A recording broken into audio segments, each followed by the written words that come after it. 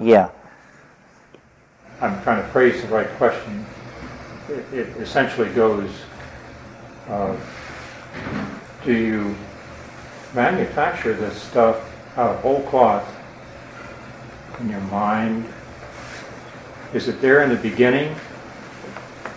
Or is it something you've taken in?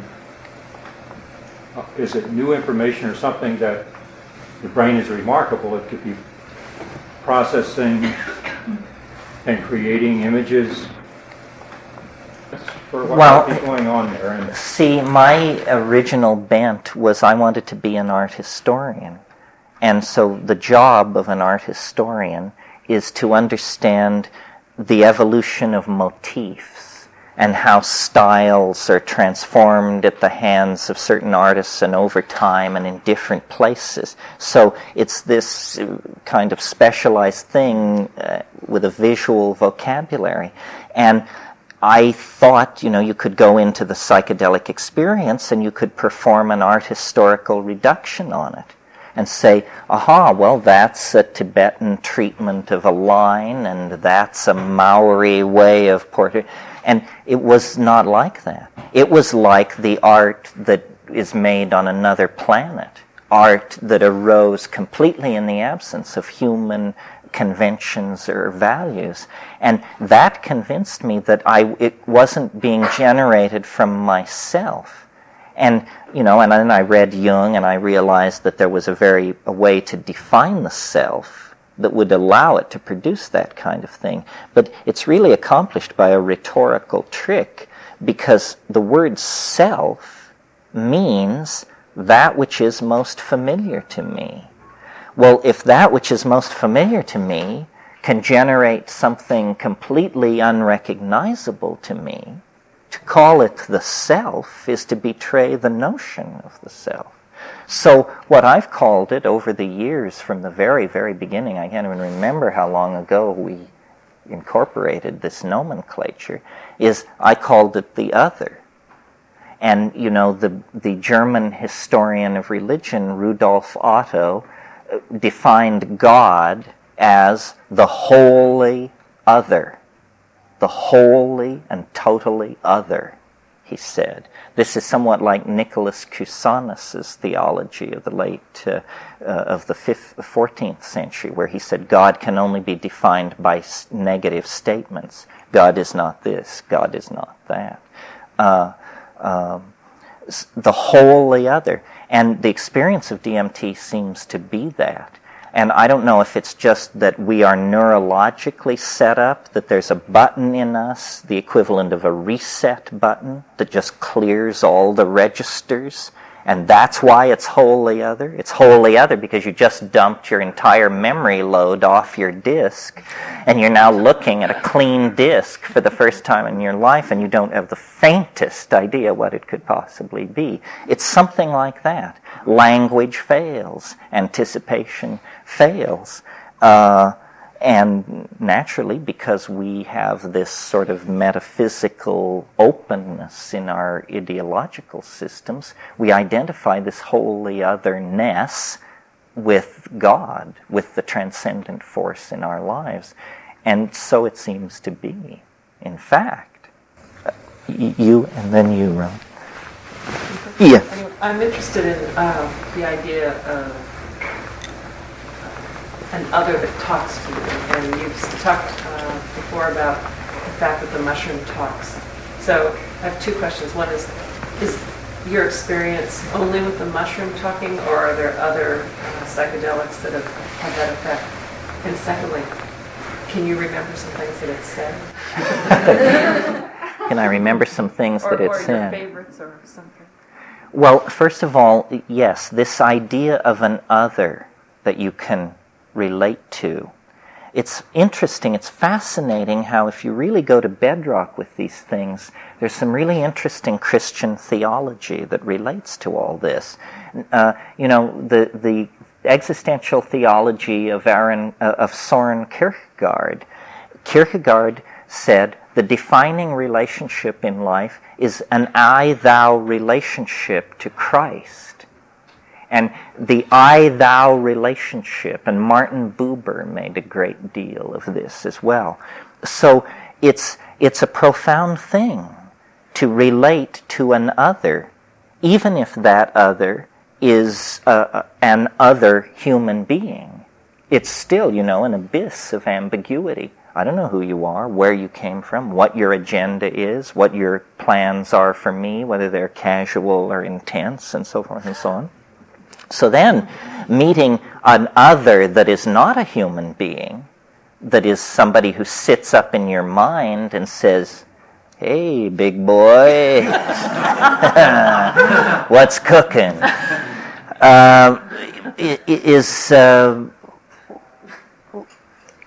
It opens up the possibility for a relationship, and it can be explored. And I always thought, that you could somehow trap it, that it was sort of like a game in a fairy tale, that if you were clever enough, you could ask a series of questions where you would then have trapped it into revealing, "Aha, so you are my amygdala," so forth and so on, this kind of thing. I have never, in the presence of the thing, been able to do that.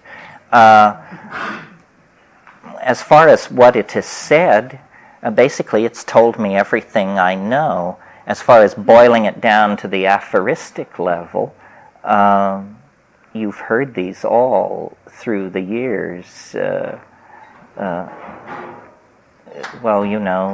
Death by astonishment. All the best lines come from the thing itself. I mean, my talent seems to be that I'm able to relax and allow this very ingratiating logos to take over. It's a kind of low-key demonic possession from the point of view of my critics. To speak about this other way of looking at things. In terms of what it has said to me, it's this revelation about the nature of time. And it's a puzzling revelation because it's mathematical, it's formal, it will either be proven spectacularly true or spectacularly false. There is no escaping this incredible definitive test built into it. It's not something I would ever have thought up. And it's just something I was given. And I was sort of at a dead end. I mean, I was a good person to give it to. I didn't really have a job in life. And it's like a talisman or a key. You meet people who are into astrology, and for them, it opens up all doorways. Everything can be explained, and I'm not belittling it. I'm making an example of it. The time wave is like that for me, and I would maintain for anybody who sufficiently involves themselves in it. It's a Rosetta Stone into the structure of reality that has an uncanny correctness about it. And I'm more aware than most of my critics of where the weaknesses lie.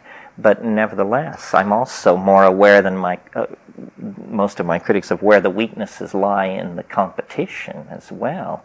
And the whole thing is pretty provisional. Robert, did you ever get to say what you wanted? There you are. When you were talking about the holy other, right. You were talking about entity and messages. One of the things that happened to me in my early experiences with DMT was that I was totally in awe. I was flabbergasted. And until I stopped being flabbergasted and paid attention, I didn't get that they were signaling me to do something. Oh, yeah. They wanted me to participate in what was happening rather than just sit there and go, wow, isn't this incredible? No, they say to you, or they say to me, do not abandon yourself to amazement.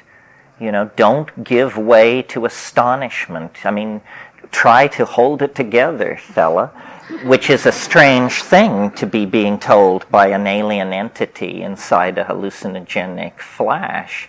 It's not encouraging you to let it all go. It's saying, pay attention. And then, in my case, what they're trying to do is they can make things out of sound. or their words are three-dimensional modalities. They're operating in a linguistic domain where words are sculptural entities made of light, and they're singing objects into existence, which are like puns or mathematical formula or small machines that are cycling through various kinds of changes, and they're singing this stuff into existence and insisting that you attempt to do the same, you know? And, you know, this is so startling because you have to understand these trips only last 3 to 5 minutes. So there's not a lot of time to get used to this. I mean, there you are, sitting in a room with your friends talking about consciousness exploration or whatever rhetoric you use to get yourself to the edge of these things.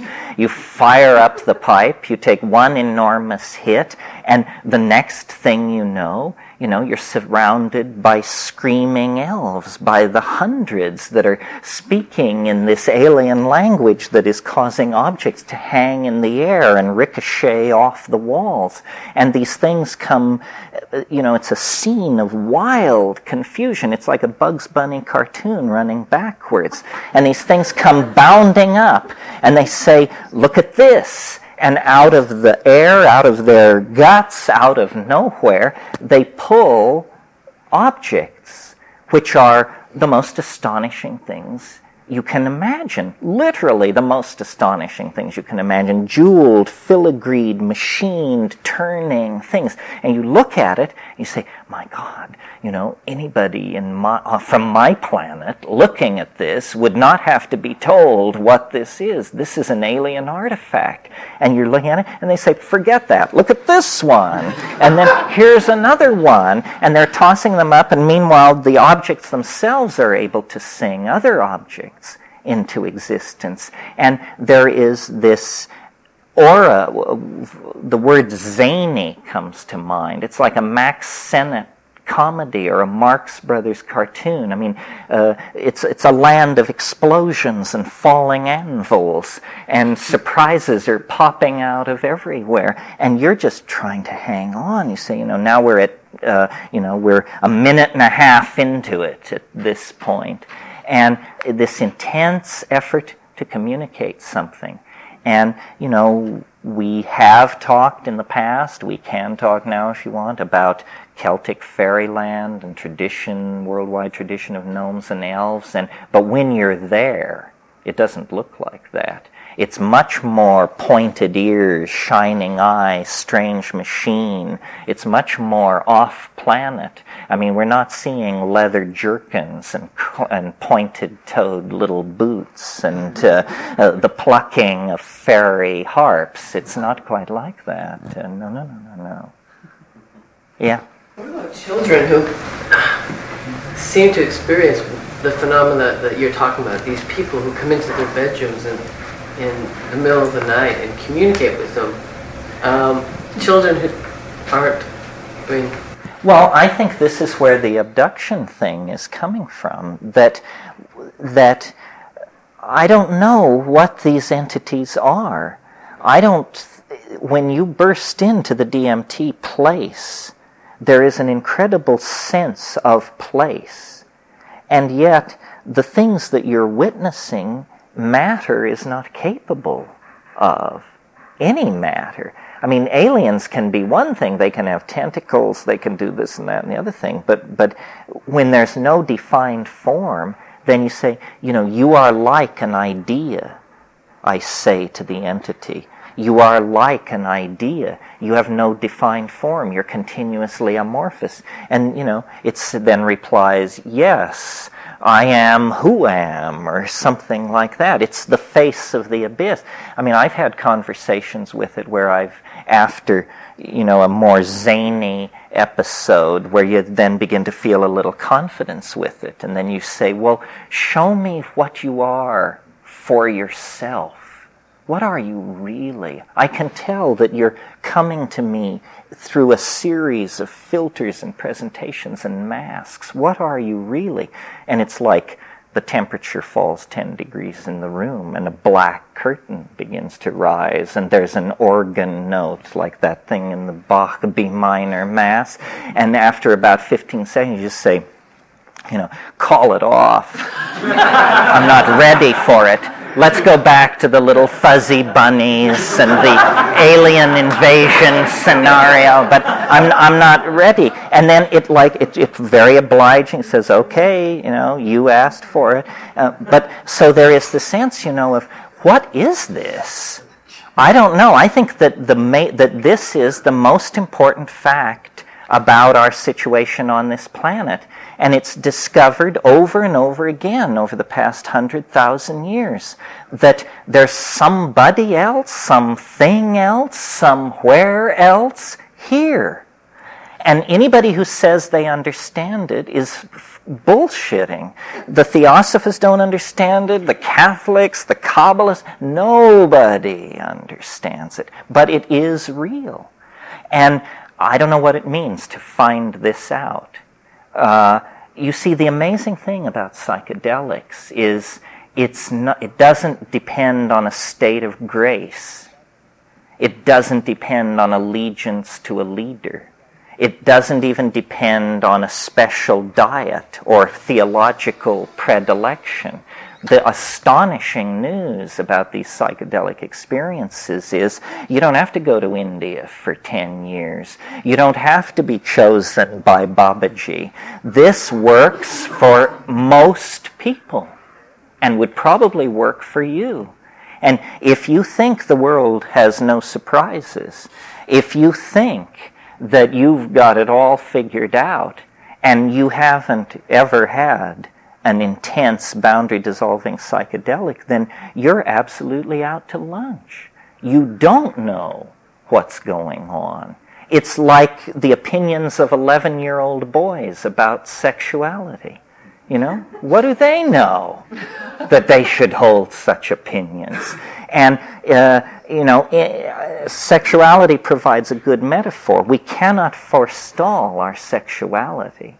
Eventually the roar of hormones through the bloodstream pushes most people over the edge, some sooner than others. This capacity for the psychedelic experience, which is built into our soma, our body, as well, you can actually go from birth to the grave and never experience it. If you are sufficiently sold out to a sufficiently idiotic culture, then it's possible to evade this experience of maturation. It's like having a Mercedes and there's a certain button on the dashboard and you never pushed it. You don't know, what it did. And yet it's as profound as sexuality, it's as profound as the forming of relationships, the birthing of children, birth, death. This is the thing. And many, many religions have come to the conclusion that life somehow needs to be a preparation for a passing on to some other place. And the metaphor of light vehicle is used in many different traditions. And I think that there is some truth to the notion that the reason we are alive is to learn the path out of the labyrinth, and that shamanism is a rehearsal for death. All this talk about hyperspace and other dimensions and eternity, what we're really talking about here is the cultural and personal enterprise of leaving the body behind. Terence, you started talking about abductions and children, and you never really got back to that. Let me do that. Well, it's simply that we share this planet with some other kind of entity, and culture is a way of sealing us off from this fact, which children are not fully acculturated. Children are barbarians of some sort. And then as they become acculturated, their invisible companions fade away and they become as dreary as the rest of us. The abduction phenomenon, I think, is simply an inability to tell the difference between dream and memory. Dream is the fascinating dimension. And I don't demean these experiences by associating them with dream. I think that probably when we fully understand DMT, we will realize that every night in deep sleep, most people go to the meltdown place and actually experience a DMT trip. But the essence of the core of the DMT trip is you cannot remember it. A really good DMT trip has a part always in the center where you do not lose consciousness. You are conscious while it's happening, but you can never, ever talk about that part of the trip, because within 20 seconds of its ceasing to be the present, it's gone. It lays down no memory trace, and that's the moment where you really find out what's going on. They show you, you get the hyper-Masonic initiation of the local Galactarian lodge at that point, but then you come out of it and you have no trace of it. You have the sense of having been in the presence of the pleroma, but what that means, you haven't the faintest notion. Yeah. I'm curious about common elements from person to person that are repeatable in some way in a particular trip. For example, you've talked a lot in past lectures about your experience with these self-replicating machine elves. Right. And I've never met them myself under DMT. I go to a vast crystal cave, but there's some experiences that repeat with mushrooms for me, like a crystal ball coming down from the left, and if I can tune it in just right, I pass into another dimension. I'm wondering if you have, in speaking to lots of people, found common elements that show up in entities or whatever. Well, my approach to that is sort of Jungian, and I've talked to a lot of people who've done DMT and tried to build up a composite image of what is happening. And a great deal, it has a lot to do with what you bring to it, your past education and experience, obviously, and it has a great deal to do with just your descriptive powers and your ability to stay calm. I mean, some people just go nuts and yell for it to end and carry on. From talking to a lot of people, the archetype that rules DMT, I would say, is the archetype of the circus. And think for a moment. The circus is about a focus on a well-lit central area filled with chaotic activity. First of all, the clowns. And the clowns are the self-transforming machine elves. They arrive in their tiny car, and 15 of them get out, and they have big noses and rubber shoes, and they dance around. Clowns. But in the DMT thing, there is a weird and very strong erotic component. And I believe from my own work on myself that I became aware of Eros. I wouldn't say had my first erection, but maybe the first one I was ever conscious of or something like that, in the presence of a lady acrobat at a circus wearing a tiny spangled costume and hanging by her teeth way up in the... And I got it. Death and Eros and this incredible dynamic. So you have the clowns, the death and Eros thing at the circus, and then you have this kinky undercurrent, which is the sideshows. You know, the rat-faced boy and the thing in the bottle and the two-headed lady and all that. It just off the main ring, folks, the hoochie-coochie dancers and all that. And then, when you think about the concept of the circus generally, you realize it's a perfect metaphor for DMT, because I grew up in a small town in Colorado where every 1st of July, the carnival would come to town. And we were told we couldn't stay out after 9:30 at night playing when the carnival was in town, because these carny people, They were just a different stripe, you know. Some of them probably drank heavy. They were of racially questionable origins and so forth. And they brought immense excitement to this little town, unpacked their wonders, built their Ferris wheels and rides, bilked all the rubes of their cash, and packed it all up and went away. And of course, every kid worth his salt wants to run off with the circus. And, you know, Ray Bradbury in his book, The Circus of Dr. Lao, used these motifs. Fellini in his films, over and over again, the circus is a motif for the unconscious. So over time, and I've had people say, you know, very interesting things. I saw a woman do a subthreshold trip on DMT, and unprompted and never having heard this rap, when she came down, she said, it was the saddest carnival I've ever been to. She said all the rides were closed and there were just those little square ice cream papers blowing in the wind and getting caught up, and I was the only person there.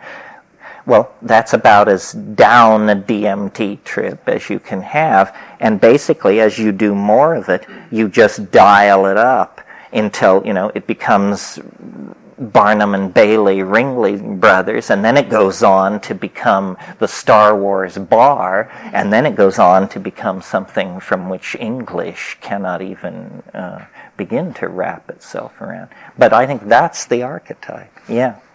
What do you consider the importance of venue or place when you're ingesting psychedelics? Do you pick up the energy that has been left in that place? Is that an important component? I think the main thing is to be in a situation where you're not interrupted and where you are confident. I do not take psychedelics outside very much because I've noticed that the synchronicity thing is uncontrollable.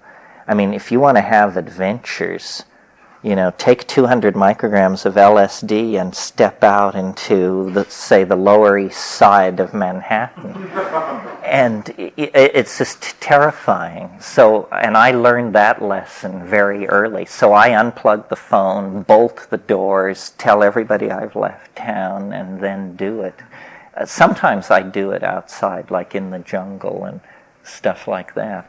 But the main thing is I have a real horror of interruption. I guess since you brought this up, I should say, you know, there is a technique for doing these things correctly. I mean, the way to do them is on an empty stomach in silent darkness. And then also do a good stiff hit. Don't piddle around with it. It won't hurt you. Yeah. Have you ever heard about Monroe Institute in Virginia? The out-of-body people, yeah. Yeah. And they're exploring these worlds.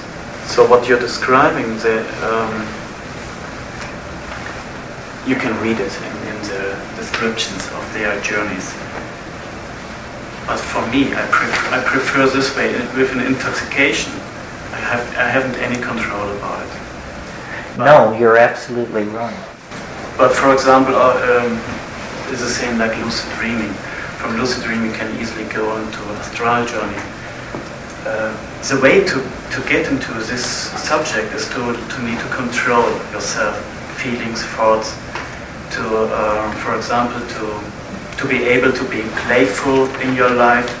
You have to change totally to get prosperity in this area. So, have you ever seen the connections between your work?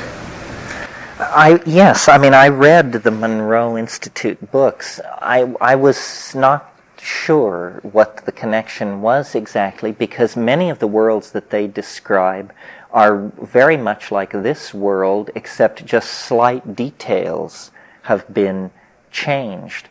The psychedelics seem to land you in much more radically transformed places. This is a big controversy, the can you do it on the natch controversy. And my position is that I wouldn't wish to, simply because to me, the ultimate control is the decision, yes or no, to take the substance. You really have control. I mean, everybody here has so much control over the psychedelic experience that you could have one this evening if you wanted, for sure. So that's control. But where there isn't control is once you start down the chute, then that you have, and I associate this control issue with the boundary dissolution. The boundary dissolution is alarming to the ego. It doesn't like that feeling, and it tells you that you're dying. And psychedelic voyagers have to learn to just, when that red switch goes on, you just reach out and turn it off and say, oh no, it's set wrong, we're not dying. But it tells you that you're dying because the ego very strongly identifies with the equilibrium of the physical body. And as the physical body begins to slide into the intoxication, the ego is saying, what's happening here? Wait a minute, I'm losing coherency. This is not good. You made a mistake, Joe. We need help, Joe. It's coming upon. You say, chill. It's going to be all right. And so you have to discipline yourself that way. The dissolving of the ego, that is the dissolving of this maladaptive behavior pattern that has made our sexual and social politics so complicated. In other words, the ego is not a good thing. Its existence in each one of us, in so expressed a form, is a symptom of neurosis, a cultural neurosis.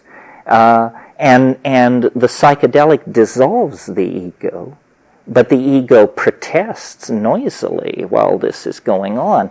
And then people who are very ego dependent, if they have a psychedelic experience, they usually only have one, and then they say, well, that was like going nuts. I hated it. I just hated it. It was awful, because they are very strongly identified with the ego. Another person who isn't so strongly identified with the ego could look at the identical experience and say it was a wonderful liberation. It was just the quintessence of freedom and light and openness. So when I say we are pathological and that we need to take strong medicine to fix ourselves, I don't mean the kind of medicine where you can't feel it working. I mean the kind of medicine where you can feel it working. And the suppression of ego has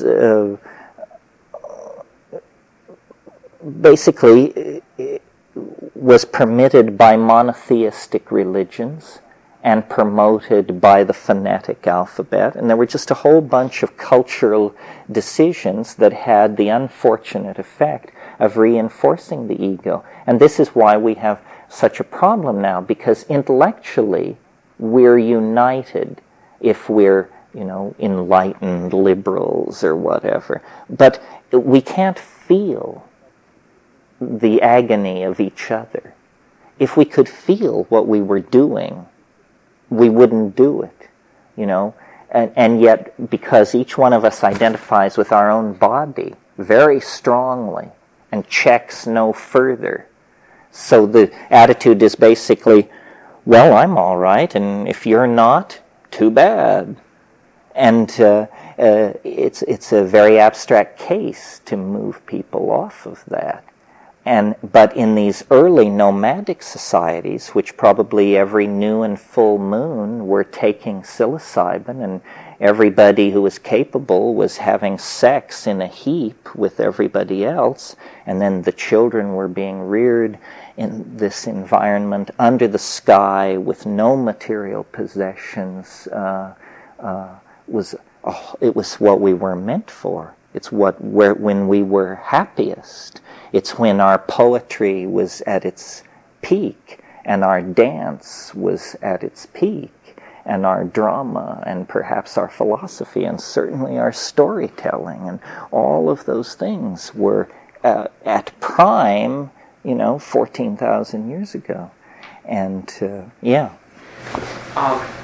You mentioned the great attractor earlier in the conversation, and I've been observing that there's a lot of interest in society, again, it seems, in popular science and so on, in hyperdimensionality, the superstring theories.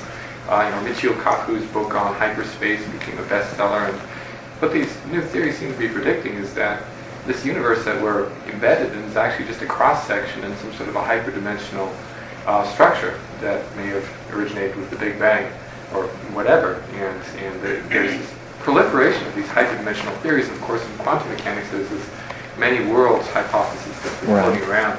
So my question is this attractor that you're perceiving embedded in this space or in a hyperdimensional space, in which case that particular attractor might only be one outcome? We're steering our way towards or away from that attractor depending on what's happening from moment to moment. Well, I've always, before I adopted the vocabulary of chaos dynamics, which uses this term attractor, I always called it the concrescence, following out of Alfred North Whitehead's philosophy. And he said, a concrescence is a nexus of events, or he also called it a nexus of actual occasions. And so I regard the temporal surface as a kind of undulating topology, and you could think of the attractor as the lowest point in the temporal landscape. So then if you think of historical systems as marbles rolling across that landscape, where are they all going to end up? They're all going to end up in the low point, because that's where the attractor lies, and they're all concentrated in this. What I'm suggesting is that the space-time continuum has an attractor for novelty, and that for a very long time, the universe of process has been circling around the rim of this attractor, and then several 100 million years ago, it began to make its ever more rapid descent toward the dwell point. And now novelty is extraordinarily concentrated, and the collapse of the state vector that moves us into hyperspace is sort of this umbilical point in the historical process. See, the most evident fact in nature that science has overlooked, totally overlooked, is that nature is speeding up. It always has been, and yet you will never hear this discussed. The early life of the universe, there were no stars, no planets, there weren't even complex elements. There was only helium and hydrogen. And, talk about dull, it was dull. And over time, helium and hydrogen aggregated together and formed masses of such size that the temperatures at the center of those masses triggered fusion. And then outcooked iron, sulfur, carbon, and the process of star formation began. The point being, the further back in time you go, the less events there are. And as I said last night, I think, we are the inheritors of this process. If nature loves novelty, then nature loves us above all else in the cosmos. Because there's more novelty in our domain than anywhere else. And we work around the clock to elaborate novelty. Human society is almost a pure novelty production process. And what all this novelty, one way of thinking of novelty, and Whitehead suggested this, is density of connectedness. Well, then, if you define novelty as density of connectedness, then you can predict what the ultimate novelty would be. The ultimate novelty is when every point is connected to every other point. That is a mathematical definition of a superspace where all points are cotangent. You have a superspace. So apparently culture, not only culture, but biology, and perhaps even simpler systems, seem to be imbued with a strategy, the result of which is the conquest of dimensionality. The earliest organic life was fixed on clays. It was like lichen-like. It was lichen-like and fixed. And then the whole history of the evolution of animal life is the history of the evolution of better senses and better organs of locomotion. What are we talking about? The conquest of dimensionality. And in the human world, this reaches a whole new level because we are advanced animals, no doubt about it. Our binocular vision, our grasping hand, our running speed, we're a very advanced animal. But we then add on to that language. And what is the purpose of language? I would submit to you that in evolutionary terms, the purpose of language is to talk about the past. That the past ceases to be what it was when you have language because you can pull it back. Memory does something to time. It causes the past to remain in the present as a residuum. And as your memory storage technology advances from storytelling to writing to optical discs, the percentage of the past that you're able to hold on to increases. And now with virtual reality and all that, we dream of holding on to as much of the past as we want. So culture has become the servant of this conquest of dimensionality. And I think that inevitably this leads to a bifurcation because dimensions occur in quantized form. In other words, there is a cusp and then a phase transition. And so what has been going on this planet for the past 10,000 years is an edging toward the cusp. And the vector that is being sought is greater novelty. So the system keeps automatically correcting itself to seek ever greater novelty. The end result of this will be a kind of instantaneous phase transition where everything passes into another modality. And exactly how this will occur is not a problem at this point because we're too far in the past. Ask me that after 2005 and I should have an answer for you. But at this point in the historical continuum, nobody knows. Is it going to be nanotechnological? Are we going to all become pissant size and go live in a stratocumulus cloud somewhere over South America? Are we going to, invent the Banducci spin-dizzy engine and build ships the size of Manitoba and set out for NGC 354 or something like that? That's a possibility. I mean, technology has held surprises before. Or, are we going to do something very unexpected and discover that plants are doorways into dimensions as alien as other planets and as nearby as the grass growing at your feet? We don't know, but our best people are working on it, and long before we get to 2012, it will all be made clear. Did that answer the... Sort of. Good. I'd hate to think that we...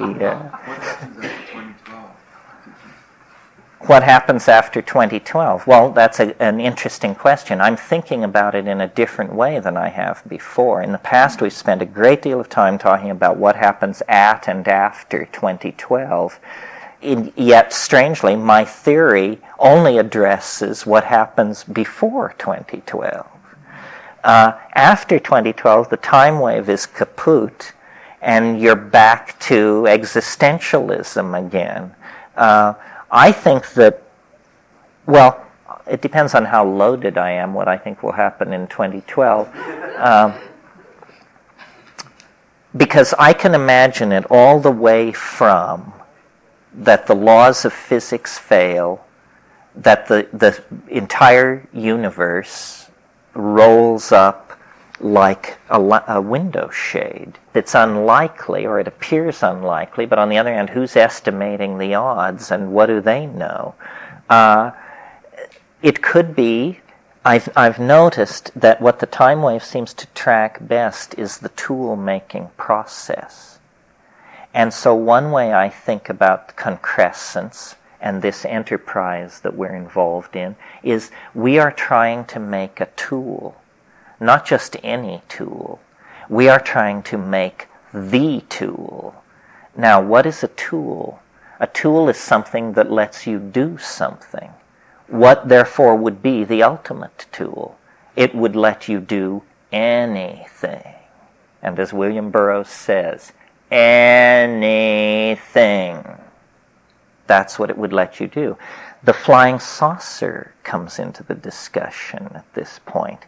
The flying saucer, I believe, is an image of this tool that haunts the human experience of historical concrescence. It haunts the psyche of human beings and the skies of Earth, because like the bar ball spinning in the club, it is a precursive reflection of the tool at the end of time. The people who got this right are the alchemists of the 15th and 16th century, who believed that out of matter you could coax a universal substance that would be a perfect panacea. It would be all things to all people. It would cure all diseases, confer immortality, change lead to gold. The blind would see, the halt would walk, the dead would rise. And this ideal was immediately in place before the birth of modern science as the goal of the exploration of matter. And I think that we are possibly looking at a technology which the newspapers will call time travel, but which the people who create it will explain, well, it's not that at all. You see, it's actually a reductive doubling of hyperspatial feedback in a heteroclinic situation. But it comes off as time travel. Because one way that I can imagine linear history ending is by it just simply ending. Linear history depends on the past staying what it is. If you have time travel, it's possible to imagine a cultural domain where the past is constantly being changed, in which case you can't describe the ebb and flow of novelty with a simple Cartesian graph. So it could be something like that. Or it could be something somewhat of a metaphysical type. I mean, here's the Stephen King version of what it could be. Imagine if on the day of concrescence the sun exploded. Well, now that would certainly put rainforest activism in a quandary. The explosion of the sun would kill all life instantly on the earth. We don't know what death is. Our secular materialists cheerfully assure us that it's a big nothing, but that's just their guess. Nobody knows. Nobody knows. But a mass die-off like that would instantaneously propel the entire biota of the planet into death, whatever that is. And that might be part of the dynamics of the solar system. I don't like that idea. It's rather morbid. But there are some problems with the sun. There are some curious disjunctures between measurement of solar radiation and nuclear theory that suggest that the sun may not be as healthy as we would like it to be. Yeah. Psychedelics catalyze the imagination.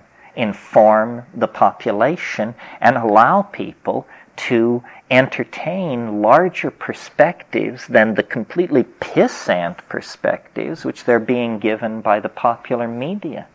I mean, the popular media exhibits no imagination at all. That's why we have no space program. That's why we have no advanced research project agency, no commitment to explore the solar system, and so forth and so on. It turns out that really was all being done to beat the Russians. All that fine talk about space flight and the outward urge, that was just Pentagonese horse shit so they could dig into our genes and build intercontinental ballistic missiles.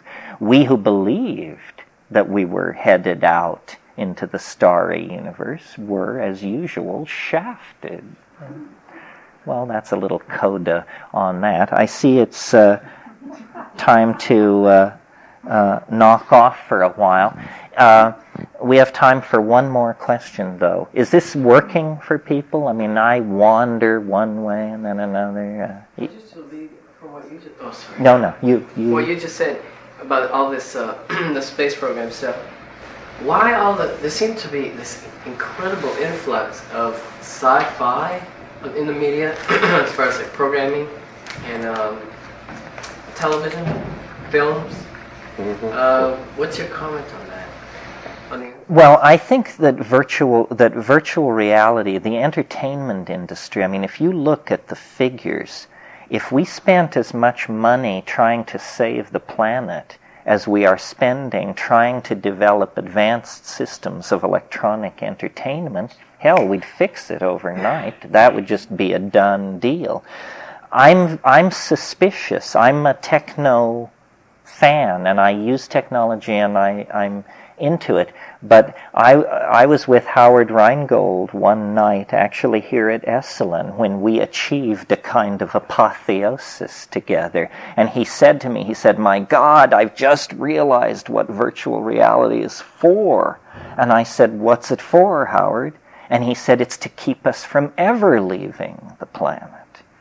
And I see in the game design and in the website design and in the look and feel of the net how it's to be a simulacrum of the great frontier. You know, it's going to all be virtual, the trip to Pluto and the conquest of Mars and the journey out to Andromeda.